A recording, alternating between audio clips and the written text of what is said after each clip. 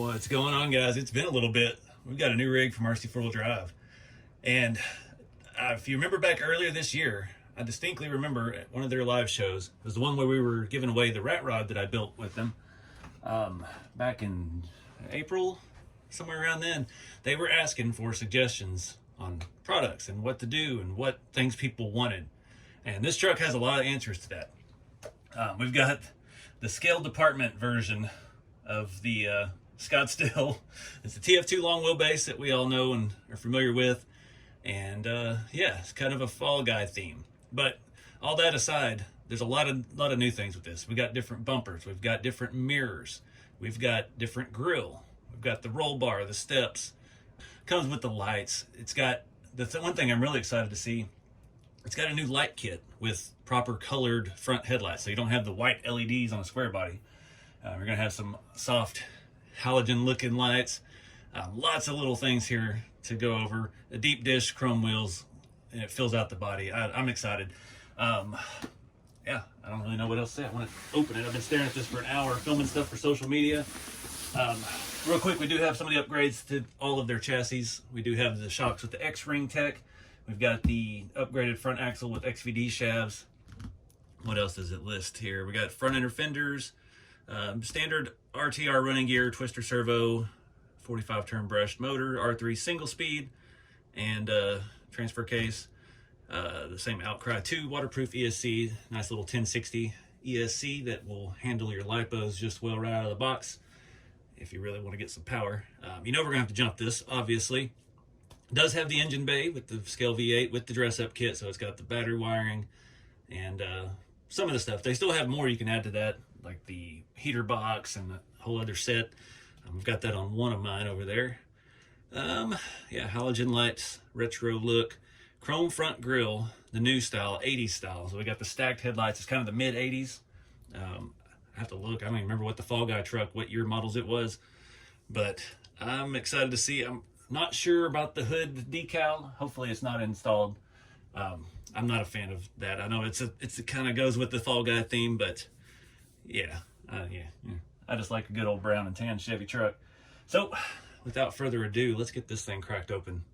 So I'm sure there's going to be some assembly. Usually now these come, you have to put the bumpers on and the inner fenders and things like that. So we're probably going to be installing brush guards and all of that stuff, and lights, and yeah, let's get it cracked open. All right, so first box, we've got our bumpers. These are actually plastic. That is a one-piece brush guard bumper. The lights are already installed here, so that is handy. Yeah, I thought that would be like a bolt-on piece. That's pretty cool. The rear bumper is plastic as well. Portions and stuff look good. It's got the hitch with an actual hole in it, so we can actually put a square receiver hitch in it. Got our front ender fenders, Lexan. We've got our normal battery pack. They do give you batteries for the remote, 3000 nickel metal, and a universal charger, wall charger. And the usual suspect here, 3-channel basic radio system to get you rolling. And we'll keep digging. All right, guys, I got the chassis out. We've got some spare parts. Like all the newer ones, it does only come with 2 leaf springs per corner, so it's softer out of the box. We have some hardware here. This is probably for, I'm guessing, the bumpers. We do have springs to go inside the shocks if you so desire, but on all the later trucks, they've been shipping them without it because they actually work better without it, I think. Something we've been doing for a while. We've got some lights here for our light bar. I bet that's what those screws are for.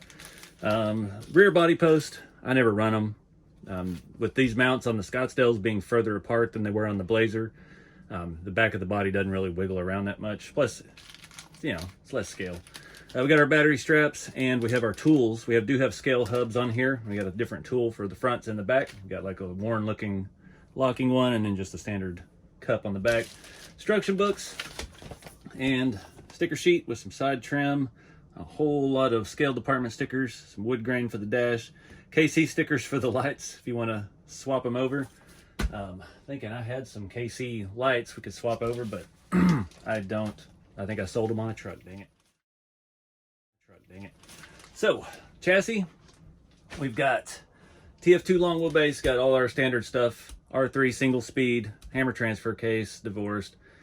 We do have the carrier bearing here in the middle to reach to the rear. These newer style plastic Punisher shafts, which have held up on my crazy driving with 3S on these things. 45 turn brushed, twister servo, scale shocks with the new X-Ring tech, and what else? I like leaf spring trucks. Our side steps are plastic as well. I thought those were going to be metal. I guess not on the RTR model. Metal's expensive. The rear has a hoop now as well that the Blazer, I think the Midnight Edition Blazer came out, it had those. So now they've got some here on the truck as well. And that allows the rear to have a lot more up travel. You have a longer shock and it just works out a lot better. A lot of the things I've been doing on the channel for a long time to modify these and either get them lower or just soften up and drive better. Now they come that way, and it's really awesome to see them listening to feedback. And that's kind of what this whole truck is all about, is listening to our feedback. So we've got some 1.9 deep dish wagon wheels. These are 8-lug Thug. So the original truck, I guess, was a 3/4 ton. This Thug will not leave me alone. And see the worn looking hubs, worn, you know, the brand, not worn out. Dixie Peck Fun Country 1.9s. I love the Dixie Peck line of tires. That's actually what came on, a lot of stuff came on that last Galande 2, the gray D90. And I put them on, actually, another version of the Dixie Peck's what's on the Midnight Edition Blazer. They fit real good. They're wide, but they're not super big. And it really fills out the look, especially on these square bodies, because they are a bit wider than the Toyotas. Flip it over underneath. We got the K44s. These front ones have our new updated XVD shafts. No more broken dog bones. And yeah, see the stepped. I'm glad those are pre-installed, because that's not fun to try to do because they bolt to the inside of the frame.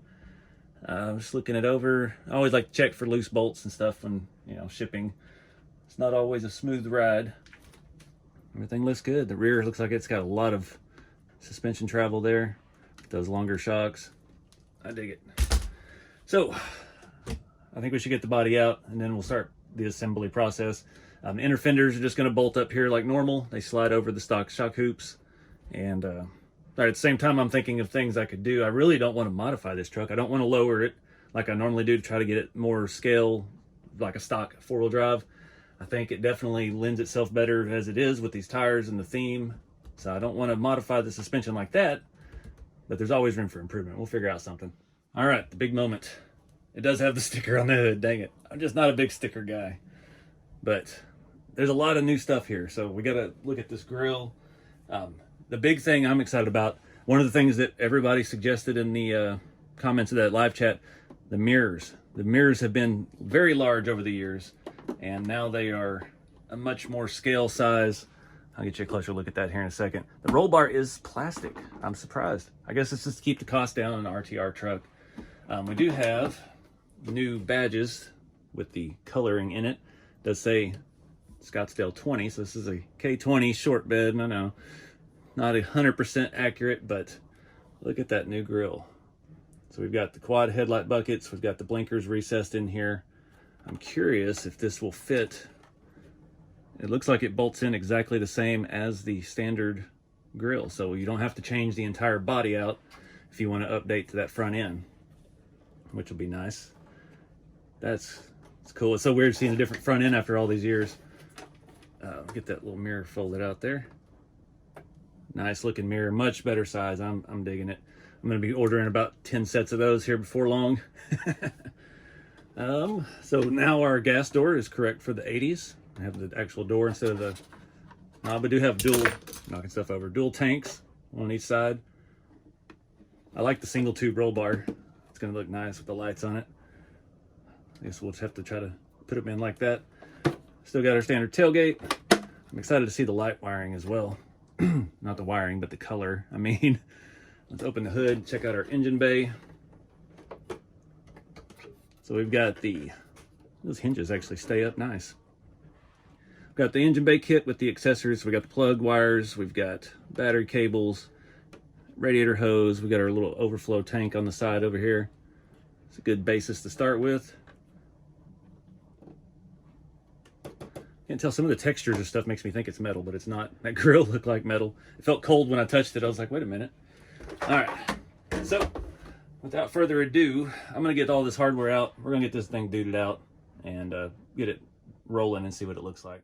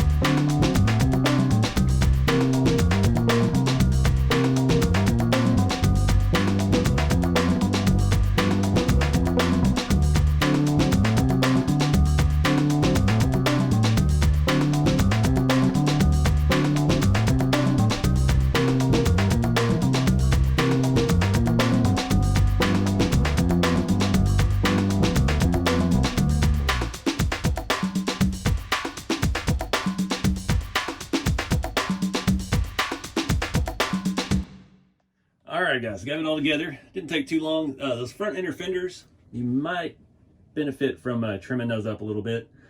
They don't want to sit quite down where the bolts line up. I had to trim a little bit off of the midsection on them and makes them bolt in a lot easier. Looking good though. I like this. I like these headlights. The suspension again with the new setup feels a lot better right out of the box. I mean, we're getting way more than we used to. If you're OG TF2 guy, when they used to come out of the box, man, it was lots of trailing to break them in, even after taking springs out and all that. Now out of the box, they're pretty dang good. After a couple good drives, this thing will be nice and soft. And yeah, I don't know what to do with it. It's too perfect, too pretty. But digging the brush guard. It actually feels pretty durable for being plastic. I like the new style of bumper as well. This is like the aluminum one they offered. It doesn't have that big rubber strip on it anymore, and it's a lot narrower and fits the body a lot better. Get that side profile. Again, perfect lift. I'm trying to look. It does have lift blocks on it. So if you wanted to lower it, you could, but I think you'd start getting in the way because right now it is, I forgot I got a battery in it. It is right there on the ragged edge of rubbing the fenders. So I think, again, the truck that it's emulating is pretty lifted. So, you know, we got to jump it. I like these steps. I don't know, they're plastic. When they first came out, they were aluminum. They sold out so fast, I never got a chance to get any of them. I don't think we'll be catching that on a whole lot. I'm not going to be doing a whole lot of rock crawling with this thing, but it's more of a trail truck. Like the rear bumper, the hitch and everything. I do, you saw me on the assembly part, I cut those little posts off of that. The TF2s don't even come with those mounts anymore on the RTRs. Then you wouldn't be able to get the body off if you got those into the mounts on the chassis anyway. So it just makes taking the body on and off a little easier. That's probably my only complaint still. We're using screws to attach the body. So getting in there and changing the battery out is a little bit of work. So that's the only downside to the hard body life. Wouldn't be too bad though with the truck, maybe with the roll bar, but you could get those toolboxes, you fit in here and you can actually route your battery up there, and then the body can stay on forever and you don't have to fool with any of that. I do like the style. I like all the chrome stuff. It just takes you back to the 80s when everything had two bumpers or roll bars and lights all over. It's just not the same these days with the LED light pods and all the bars and all that stuff. It's pretty cool with all the little covers on them and stuff. I dig it. Engine bay. I don't know what I'm gonna do with this truck yet. I've got to figure it out. But for now, I think we need to take it out and drive it. I've got a pretty good size 3S in it, and the front's very heavy. I don't want to get my hand in the drive shaft here. I think it's wired backwards. We'll have to swap the battery, the motor wires around. We're getting our drag brake. I did set that setting on the stock ESC to have a forward brake and reverse. It's just moving those little pins in the ESC, and I had moved the pin for the LiPo over the nickel metal. So seems like a lot of the kits come that way. So it's slower in forward than it is in reverse. If you reverse those motor wires, everything works. Everything is correct on the radio out of the box. Our left and right is left and right. Our forward and reverse is forward and reverse. So feeling pretty good about it. I do like these tires. These are going to grip. This is not going to be a truck you want to leave sitting on your tires. These tires are super soft, super grippy. I had it sitting in here just before I started filming for about 30 minutes, and yeah, it was starting to bulge out. So I'm going to beware of flat spots. Keep this thing lifted up a little bit on something.